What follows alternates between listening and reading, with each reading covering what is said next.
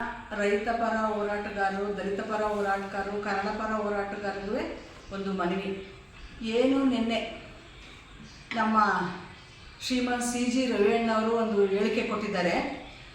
ದಲಿತ ಸಂಘಟನೆ, ರೈತ ಸಂಘಟನೆ ಒಂದು ಟೀಮ್ ಇದೆ, ಅದು ದುಡ್ಡಿಗೋಸ್ಕರ ಟೀಮು, ಭ್ರಷ್ಟಿಗೆ ಸಪೋರ್ಟ್ ಮಾಡಿಕೊಂಡು ದುಡ್ಡು ಮಾಡ್ತಾ ಇದ್ದಾರೆ ಅಂತ ಹೇಳಿದ್ದಾರೆ. ಯಾವ ಆಧಾರದ ಮೇಲೆ ಇವರು ಹೇಳಿದರು? ಯಾವ ಒಂದು ನೈತಿಕ ಹಕ್ಕಿದೆ ಇವರಿಗೆ?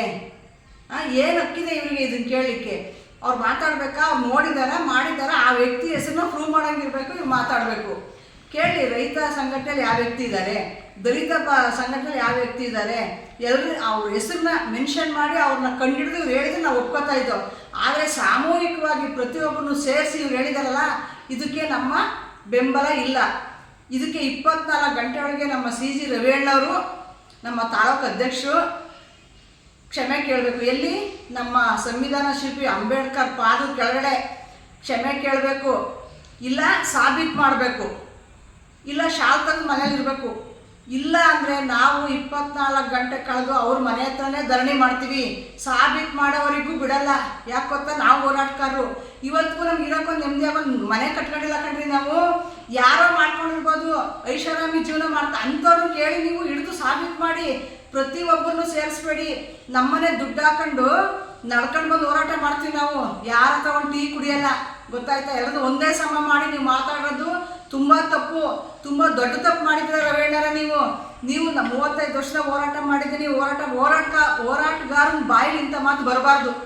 ಇದನ್ನು ಸಾಬೀತು ಮಾಡಲಿಲ್ಲ ಅಂದರೆ ಮುಂದೆ ನಡೆಯೋ ಅನಾಹುತಗಳಿಗೆ, ನಡೆಯೋ ಗೊಂದಲಗಳಿಗೆ ನೀವೇ ಸೃಷ್ಟಿಕರ್ತಾಯ್ತೀರ. ದಯವಿಟ್ಟು ಮತ್ತೆ ಹೇಳ್ತಾ ಇದ್ದೀನಿ, ನಾವು ಹೆಣ್ಮಕ್ಳು ಹೋರಾಟಗಾರಿದ್ದೀವಿ.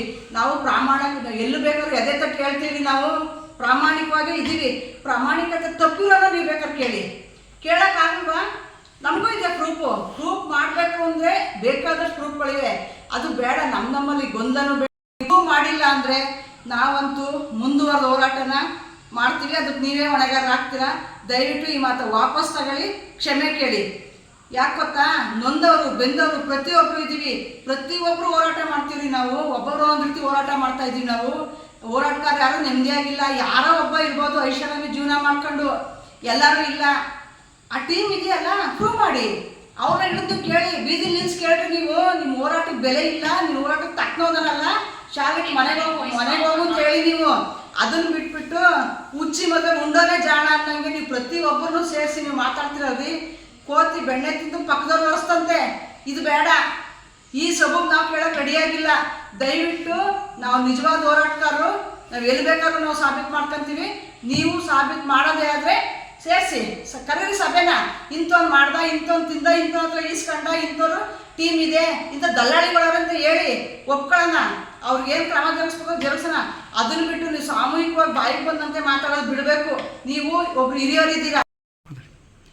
ಏನಪ್ಪ ಇವತ್ತು ವಿಷಯ ಅಂದರೆ, ನಮ್ಮ ಹಿರಿಯ ಮುಖಂಡರ ರೈತ ಸಂಘದ CG ರವಿಯವರಿಗೆ ನಮ್ಮ ಸ್ವಪ್ನಹಳ್ಳಿ ಸುವರ್ಣಿಂದ ಒಂದು ಮನವಿ. ಸರ್, ನಾವು ಭಾರಿ ಗೌರವ ಇಟ್ಟಿದ್ದು ನಿಮ್ಮ ಮೇಲೆ, ಭಾರಿ ಹಿರಿಕರು, ಮತ್ತು ಎಲ್ಲ ವಿಚಾರದಲ್ಲೂ ನಾವು ನಿಮ್ಮ ಜೊತೆ ಭಾಗಿಯಾಗಿದ್ದೀವಿ. ಸಂಘಟನೆಲೆಲ್ಲ ಪ್ರತಿಭಟನೆಗೆಲ್ಲ ನಿಮ್ಮ ಜೊತೆ ಬಂದಿದ್ದೀವಿ. ಆದರೂ ನಿಮ್ಗೆ ನೋಡ್ತಾ ಕೊನೆಗೆ ಈಗ ಈ ಥರ ಶಾಲೆ ಹಾಕೊಂಡು ನೀವು ಒಬ್ಬ ಮನುಷ್ಯನ ಒಂದು ರೈತ ಸಂಘದ ಮೇಲೆ ನೀವು ಈ ಥರ ಹೇಳ್ಕೊಂಡು ಇದು ಮಾಡಿದ್ದೀರಾ, ಈ ದಂಧೆ ಮಾಡ್ತಾಯಿದ್ದಾರೆ, ಇವೆಲ್ಲ ಮಾತಾಡಿದ್ದು ತಪ್ಪು ರವಿಯಣ್ಣರೇ. ಆ ಥರ ನೀವು ಸಂಘಟನೆ ಜೊತೆ ನೀವು ಶಾಲೆ ಹಾಕ್ತಾಯಿದ್ರೆ ನಾನು ಏನು ಕೇಳ್ತಿರ್ಲಿಲ್ಲ. ರವಿಯಣ್ಣ ಮಾತಾಡಿದ್ದು ಓಕೆ ಅಂತ ಹೇಳಿವಿ. ನೀವು ಶಾಲೆ ಹಾಕ್ಕೊಂಡು ಪಕ್ಕದಲ್ಲಿ ಶಾಲೆ ಹಾಕ್ತಾರೆ ಜನತು ಕೂತ್ಕೊಂಡು ನೀವು ಈ ರೈತ ಸಂಘನ ಒಂದು ಮನೆ ಒಡೆಯೋ ಕೆಲಸ ಅಂತ ಮಾಡಿದ್ರೆ ಅಂತ ನನಗೆ ಅನಿಸ್ತದೆ ರವಿಯಣ್ಣರೇ. ನಿಮಗೆ ಭಾರಿ ನಾನು ಚಿರಋಣಿಯಾಗಿದ್ದೆ. ಆದರೆ ಇದು ಮಾತಾಡಿರೋದು ನೀವು ನಮ್ಮ ರೈತ ಸಂಘಕ್ಕೆ ಅವಮಾನ ಆಗಿದೆ. ದಯವಿಟ್ಟು ನೀವು ಈ 24 ಗಂಟೆ ಒಳಗೆ ದಯವಿಟ್ಟು ಪ್ರೆಸ್ ಮೀಟ್ ಮಾಡಿ ನಿಮ್ಮ ಇದನ್ನು ವಾಪಸ್ ತಗೋಬೇಕು ಅಂತ ಕೇಳ್ಕೊತಾ ಇದ್ದೀನಿ. ನಿಮಗೆ ಬೆದರಿಕೆ ಆಗ್ತಾಯಿಲ್ಲ. ನಮ್ಮ ರೈತ ಸಂಘ ಬೆಳವಣಿಗೆಗೆ ಕುಂಠಿತ ಆಗಬಾರ್ದು. ಮುಂದೆ ನಾವೇ ಇರಲ್ಲ, ರೈತ ಸಂಘದಲ್ಲಿ ಬೇರೆಯವರು ಇರ್ತಾರೆ. ಈ ಬೆಳವಣಿಗೆಗೆ ಕುಂಠಿತ ಆಗಬಾರ್ದು. ರೈತ ಸಂಘ ಈ ತಾಲೂಕಲ್ಲಿ ಏನು ಅಂತ ಗೊತ್ತಾಗಬೇಕು ಅನ್ನೋದಾದರೆ ಸರ್, ನೀವು ದಯವಿಟ್ಟು ಇದನ್ನು ಕ್ಷಮೆ ಕೇಳಬೇಕು. ಇಲ್ಲ ನಾನು ಈ ರೈತ ಸಂಘ ಸೇರಲ್ಲ ಅಂತ ಹೇಳ್ಬೋದು. ನೀವು ರಾಜಕೀಯದಲ್ಲೇ ಇರಿ, ಎಲ್ಲೇ ಇರಿ, ನಾವೆಲ್ಲರೂ ಜೊತೆ ಇರ್ತೀವಿ, ನಾವು ಇರ್ತೀವಿ. ಆದರೆ ನೀವು ರೈತ ಸಂಘ ಮಾತಾಡಿದ್ದು ತಪ್ಪು ಅಂತ ನಾನು ಹೇಳ್ತಾ ಇದ್ದೀನಿ. ಸ್ವಪ್ನಹಳ್ಳಿ ಸುವರ್ಣ ಸರ್.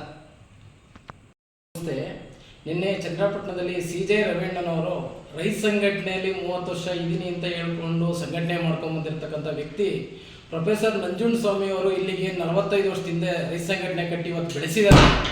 ಅದನ್ನು ಮರ್ಯಾದೆ ಕಳೆಯುವಂಥ ಕೆಲಸ ಮಾಡಿರೋದು ಇದು ನಮಗೆ ಸಖತ್ತು ನೋವಾಗಿದೆ. ಇಲ್ಲೊಂದು ಚಂದ್ರಪಟ್ಟಣ ಒಂದೇ ಅಲ್ಲ, ಇಡೀ ಕರ್ನಾಟಕಕ್ಕೆ ನೋವುಂಟು ಮಾಡುವಂಥ ಕೆಲಸ ಮಾಡಿದ್ದಾರೆ. ಇದನ್ನು ಖಂಡಿಸಿ ನಾವು 24 ಗಂಟೆ ಒಳಗಡೆ ರವಿಯಣ್ಣವರು ಬಂದು ಅಂಬೇಡ್ಕರ್ ಇದ್ರ ಪಾದದಲ್ಲಿ ಬಂದು ಕ್ಷಮೆ ಕೇಳಿ ಪ್ರೆಸ್ ಮೀಟ್ ಮಾಡಲಿಲ್ಲ ಅಂತಂದರೆ ನಾವು ಅವ್ರ ಮುಂದೆ, ಅವ್ರ ಮನೆ ಮುಂದೆ ಅಹೋರಾತ್ರಿ ಹೋರಾಟ ಮಾಡೋಕ್ಕೆ ನಾವು ರೆಡಿಯಾಗಿದ್ದೀವಿ. ಇಲ್ಲಿಂದಲೇ ಅಲ್ಲ, ನಮ್ಮ ಕರ್ನಾಟಕದ ಏನು ಪ್ರೊಫೆಸರ್ ಆಗಲಿ, ದರ್ಶನ್ ಇವರು ಪುಟ್ಟಣ್ಣಯ್ಯನವರಾಗಲಿ ಗಟ್ಟಿ ಬೆಳೆಸ್ಕೊಂಡ್ಬಂದಿರ್ತಕ್ಕಂಥ ಈ ಗುಡಿ ರೈತ ಸಂಘಟನೆನ ಹಾಳು ಮಾಡೋಕ್ಕೆ ನಾವು ಯಾರು ಬಿಡಲ್ಲ. ಅವರೆಲ್ಲರೂ ಸೇರ್ಕೊಂಡು ಇಡೀ ಕರ್ನಾಟಕ ಜನ ಬಂದು ಅವ್ರ ಮನೆ ಮುಂದೆ ಅಹೋರಾತ್ರಿ ಹೋರಾಟನ ಕೈಗೊಳ್ತಾ ಇದ್ದೀವಿ.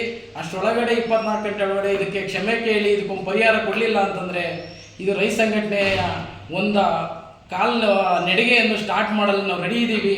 ಇದು ಫಸ್ಟ್ ತಿಳ್ಕೊಂಡು ನಾಳೆ ಇಷ್ಟರೊಳಗಡೆ ಅವರು 24 ಗಂಟೆ ಒಳಗಡೆ ಕ್ಲಿಯರ್ ಮಾಡಬೇಕು. ಇದನ್ನು ನಾವು ಕೇಳ್ಕೊತಾ ಇದ್ದೀವಿ. ಇದು ನಮ್ಮ ರೈತ ಸಂಘಟನೆಯಿಂದ ನಿಮಗೆ ಕೊಡ್ತಿರ್ತಕ್ಕಂಥ ವಾರ್ನಿಂಗ್ ಅಂತ ತಿಳ್ಕೊಬೇಡಿ, ಮನವಿ. ನಾಳೆ 24 ಗಂಟೆ ಕಳೆದ ಮೇಲೆ ಇದು ವಾರ್ನಿಂಗ್ ಆಗಿ ಆಗುತ್ತೆ. ಅದು ಅಲ್ಲದೆ ಮುಂದಿನ ಕಾನೂನು ರೀತಿಯ ಕ್ರಮನೂ ನಾವು ಜರುಗಿಸೋಕ್ಕೆ ಮುಂದಾಗ್ತೀವಿ.